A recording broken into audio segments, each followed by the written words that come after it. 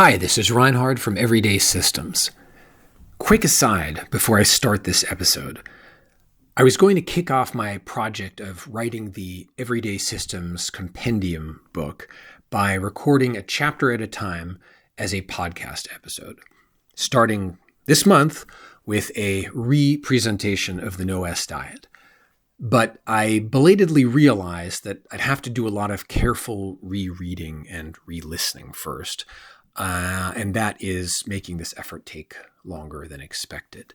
So I'll have to defer that till next month. In the meantime, here is a regular podcast episode, something I've been thinking about for a while, but a little rushed since I only started writing it a week ago. Ladies and gentlemen, I give you episode 82, The Clock and the Calendar, Your Sword and Shield. What was the most civilizationally transformative invention in human history? Was it the steam engine? Was it antibiotics or anesthesia? Was it toilet paper, patented disturbingly recently, only in 1891? Or splinter-free toilet paper in the 1930s, apparently an issue till then?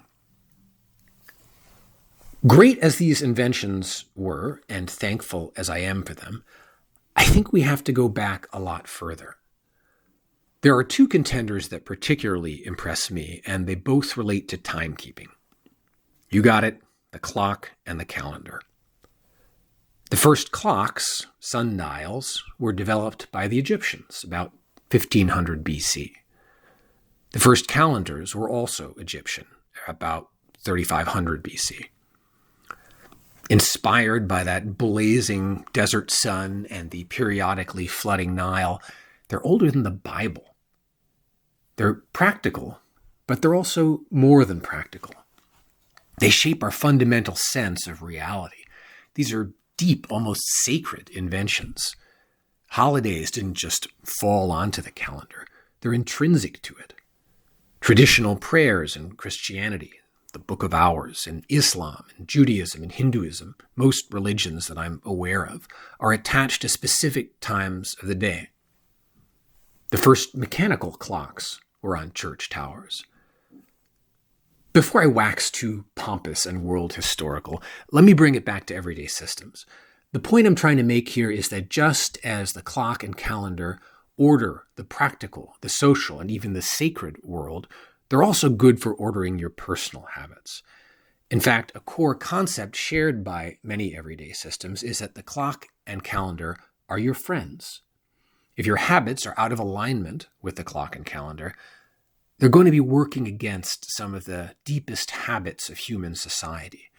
You're going to be swimming upstream. Today, I'm going to talk about not any one particular system, but about how the clock and calendar are foundational elements of habit engineering. I'll talk about some ways in which you can take existing everyday systems up a notch by doubling down on these elements, explore some new ways of deploying clock and calendar that I haven't talked about yet, and encourage you to use them in your own system building efforts if you feel inspired in that direction. The first clock and calendar related component that is shared by many systems is the dichotomy of N days and S days. I came up with this terminology for the No-S diet, but I also use it in shovel glove, weekend Luddite, and now variable height glass ceiling. N days, as I'm sure you know if you've been listening to this podcast for any length of time, are normal days, weekdays, work days, non-S days. S days are days that start with S, Saturdays, Sundays, the weekend, special days, holidays. They're a great natural structure for organizing your habits. Generally speaking, you go full strength on the N days and you give yourself a break on S days. Or you allow yourself some necessary evil on N days, technology in the case of weekend Luddite, and take a break on S days. Leaning on the calendar like this means it's not all about willpower. Your life structure is already probably a little different on N days than S days, so this means less disruption to routine to fight against. When you attach your habits to N days and S days, it's like finding studs in the wall when you're hanging up a picture. It's not perfect. It's not everybody's situation. Sometimes it's hard to find a stud, but it's always worth looking for one instead of just randomly driving nails in the wall. If your calendar does not look like this, if you have to work weekends, for example, my bet is you still have S days, even if they don't start with a letter S. Figure out what they are and build your habits around them. Or maybe you're retired and you could consider every day an S day. I would advise reconsidering that. If your calendar is not predictable at all, that's a problem probably more fundamental than any of the other habit challenges you're contending with. If the ancient Egyptians hadn't figured out when the Nile was going to flood, etc., they never would have built a hut, much less the pyramids. N days and S days aren't the only way to lean on the calendar, and there are some habits and routines that don't make sense to do on that particular cadence. There are a lot of tasks, for example, that make sense to do once a week. For these, I like to pick a specific day and always do them on that day, and come up with some cute mnemonic that starts with the letter of the day to reinforce this, like Meditative Monday, when I lay out the medications for my family and get in a longer meditation session, 14 minutes versus my usual end day, 7 minutes. Or Tub and Toilet Tuesday. Or Fitbit and Friends Friday, when I make sure all my portable electronic devices are topped up. Every day of the week, I have some specific tasks attached to, with some cutesy, if perhaps strained, mnemonic. These cutesy mnemonics are helpful. That's why restaurants and bowling alleys are so fond of them. They make it a little harder to forget or wriggle out of them. Their powerful silliness makes you feel a little silly for even trying. I never want to do any of these tasks, so having a specific day of the week when I have to is helpful in terms of shutting down the excuse-generating machine. And I can also spread my tasks evenly all over the week so that no one day has too much. It can be hard to find compelling mnemonics for everything, but it's worth the effort, even if the results are sometimes a little strained. I find it sometimes helpful to reach into another language, German in my case, to make it work. So Wednesdays aren't just for watering plants and tending to my worldly affairs, going through my physical inbox of incoming mail, but they are also my Mittwochs for cleaning my Mikrowelle. Altogether, Micro Water Worldly Wednesdays. Every day of the week has its own cutesy task phrase, and I find this extremely helpful for staying on top of domestic chaos. Do not imagine for a moment that our house is clean. It is not.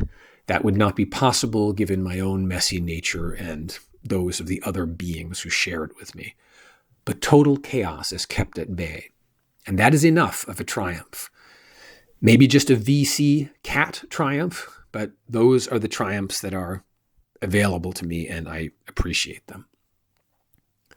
Sometimes a work scheduling change happens, and I have to rejigger my cutesy task phrases. For example, when I started working 10 and 3/4 hour shifts on Mondays, Moppy Monday had to move to Moppy Mittwoch because there just wasn't enough time outside of work on Mondays anymore.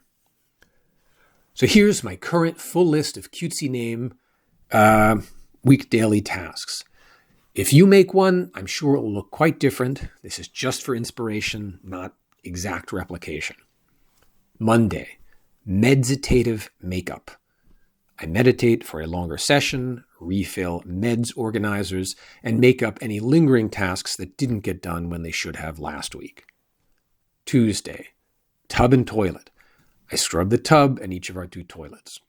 Wednesday, aka Mittwoch, moppy micro water worldly. I mop the floors after a Roomba run, process the worldly affairs, aka physical mail in my inbox, and I clean the microwave.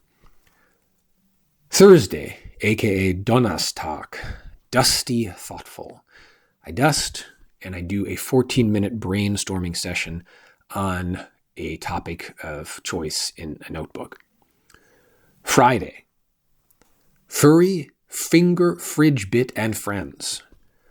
Brush cat, cut finger and toenails, clean fridge, recharge Fitbit, Bluetooth headset, electric razor, and other weekly recharge items. Saturday, self-reflective Stovsauger.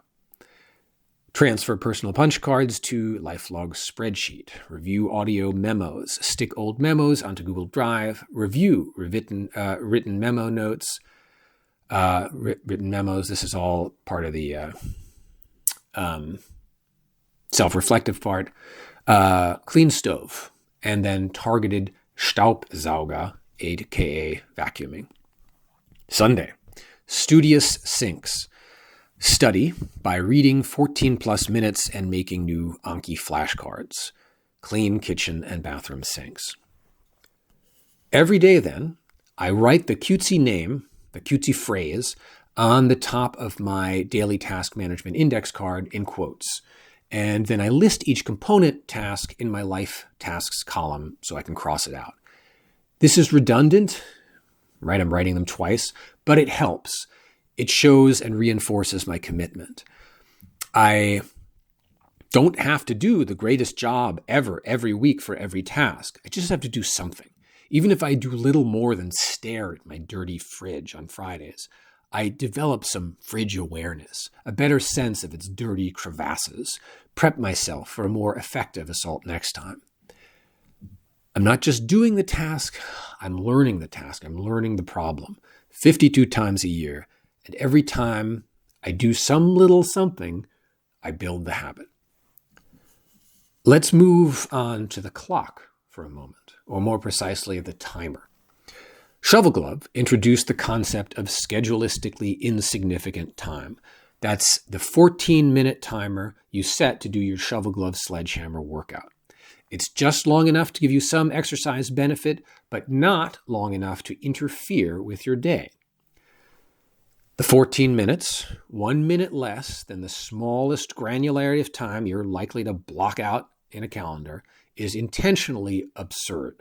A slap in the face reminder that if you can't even make this little time to do something, you do not care about this habit at all. It good-naturedly shames you into doing the right thing.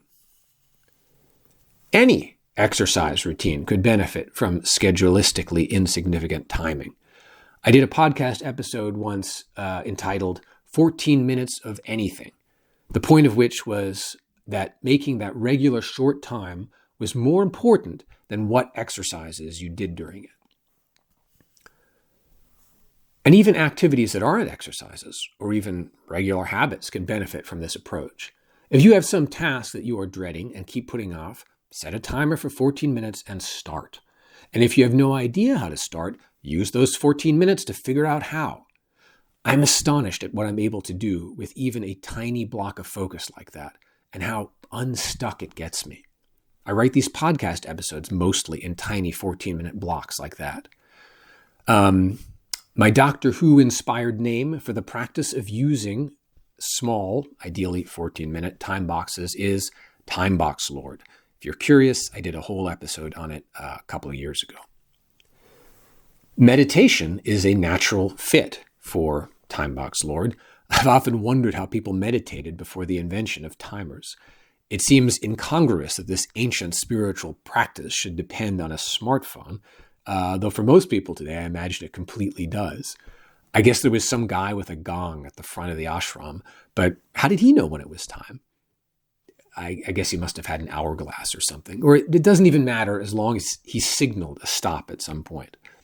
Even now, one of my most unmindful recurring meditation thoughts is, did I remember to set the timer? I have this horror of meditating forever, or at least until I'm late for my next appointment because I forgot to set the timer. Sometimes I break down and have a peak, but mostly I'm just very, very thorough about double checking that it's set and running before I start. As I mentioned, the silliness of the number 14 is part of why it's compelling. It's so in-your-face arbitrary.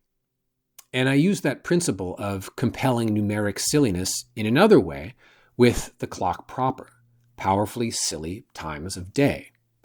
Whenever I get up in the morning, I avoid boring times like round hours. Instead, I seek out funny times like angel numbers where all the digits match, or ascending or descending sequences of numbers. So on weekends, my alarm is set, on weekdays, my alarm is set to 4:56. And on weekends, which are still pretty full of chores for me usually, I allow myself to sleep until 5:55. If it's a holiday or we're on vacation and I really want to pamper myself, I might let myself sleep till 6:54. Why? Well, when I see that powerfully absurd number on my clock, when it starts blaring at me, I instantly know that this is no mistake, that this is precisely the time for me to get moving now. Snooze is not an option, not with a precision blast like that.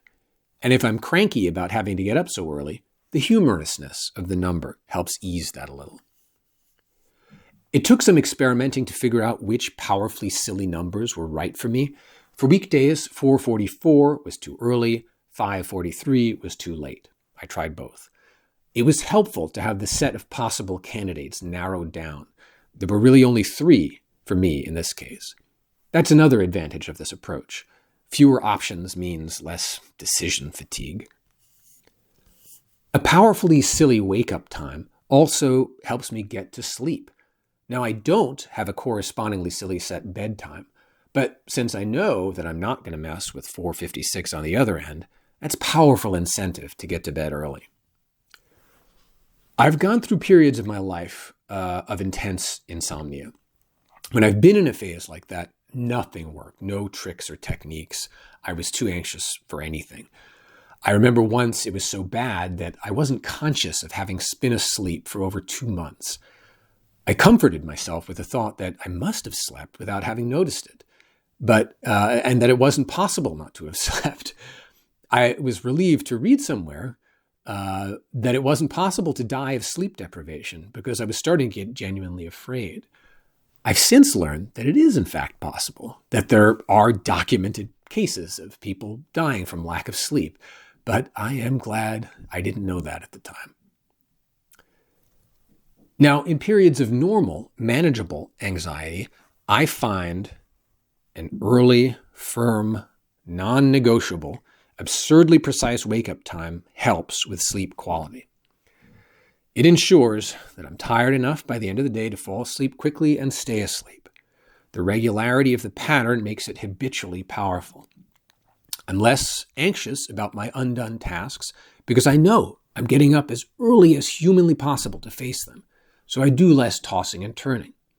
It might not be quite enough sleep. Fitbit puts me at a little over 6 hours and 20 minutes on average, but it's sleep deprivation on my terms rather than on anxiety's terms.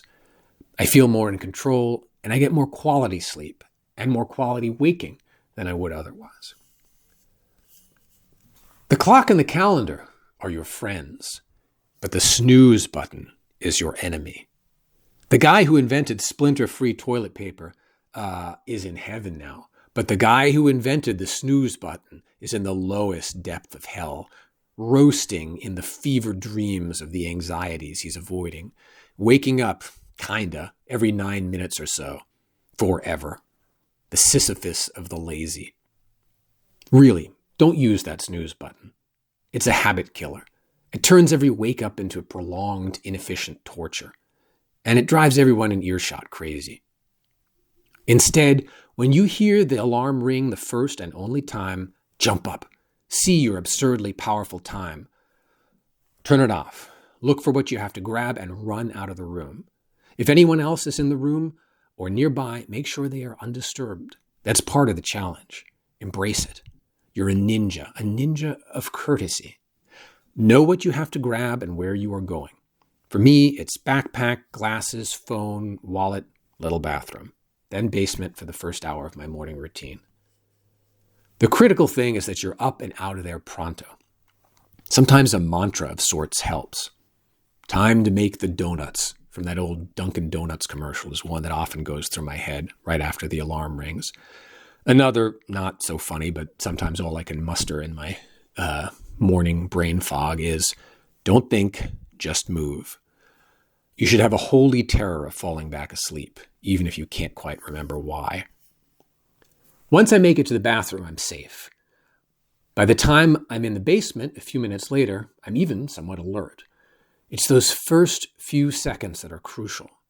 You have to be quick, decisive, and merciless. It sounds cruel, but it's really an act of the tenderest self-love.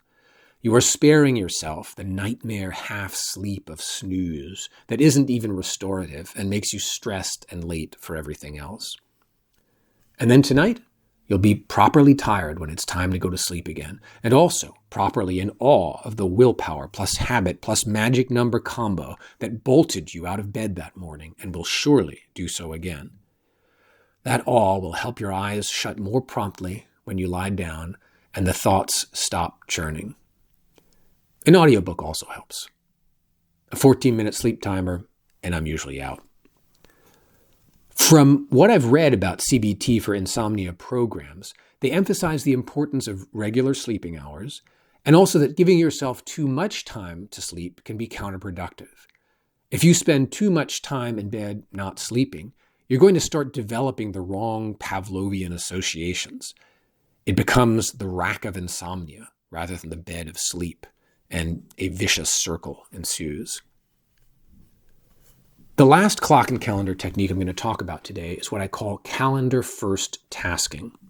It's basically putting all your work tasks and work day tasks into your electronic calendar.